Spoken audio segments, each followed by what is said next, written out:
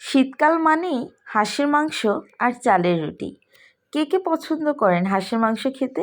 খুব কম মানুষই আছে যারা হাঁসের মাংস পছন্দ করে না। আসসালামু আলাইকুম everyone, welcome to my new vlog. জামাইয়ের আবদার ছিল শ্বশুরবাড়িতে যেয়ে হাঁসের মাংস খাবে। যেহেতু শ্বশুরই বেঁচে নেই, তাই শ্বশুরবাড়ির কথা বলাটাও কিন্তু আসলে বিলাসিতা।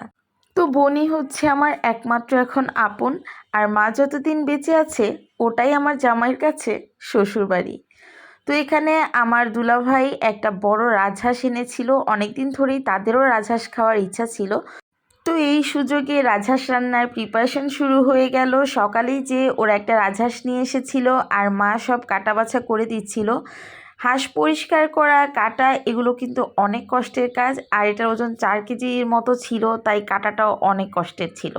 তো বোন এদিকে মশলা সব কিছু রেডি করে নিয়েছিল। এরপরে মশলাটা কষে যাওয়ার পরে মাংসটাও ভালোভাবে কষিয়ে নিচ্ছিল। যেহেতু রাজহাঁস আর হাঁস রান্না করতে কিন্তু বেশি সময় লাগে, কারণ হাঁসের হাড্ডি সেদ্ধ হতে অনেকটা সময় নেয়। তো অনেকক্ষণ কষিয়ে কষিয়ে ও পুরো রান্নাটা কমপ্লিট করেছিল, আর দেখতে এতটা লোভনীয় লাগছিল। ঘরোয়া হাঁসের মাংস রান্নাটাই কিন্তু খেতে বেশ দারুণ হয়, কারণ নিজেদের টেস্ট মতো ঝাল মশলা সব কিছু দিয়ে রান্না করা যায়। তো রান্না শেষে এবার ও ভাবলো যে চালের রুটি না করে ছিটা রুটি করবে। তো ছিটা রুটি যেহেতু যশোরের একটা বিখ্যাত আইটেম, আমরা ওইভাবে ছিটিয়ে ছিটিয়ে কখনো বানাইনি, ছিটা রুটিও বানানো হয়নি। তো ছিটিয়ে ছিটিয়ে বানালে চুলাটা আসলে আরও বেশি নোংরা হয়, তাই একটু টেকনিক ইউজ করা হলো যে বোতল দিয়ে করা হবে। তাও কিন্তু চুলার অবস্থা অলরেডি 12টা বেজেই গেছে।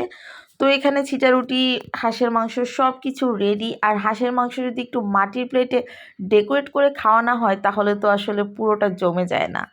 তো এখানে আমি হাঁসের মাংস নিয়ে নিয়েছিলাম। কালার দেখেই বোঝা যাচ্ছে খেতে কতটা মজা হয়েছে, আর মাংসটা অনেক বেশি সফট হয়েছিল।